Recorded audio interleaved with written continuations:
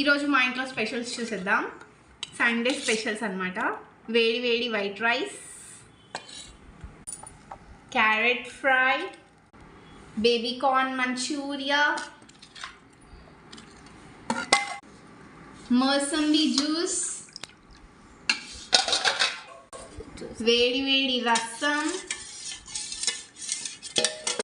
వేడి వేడి ఆమ్లెట్ మా నక్సాయి కోసం, ఇంకా లాస్ట్కి మా ఇద్దరి కోసం డెజర్ట్.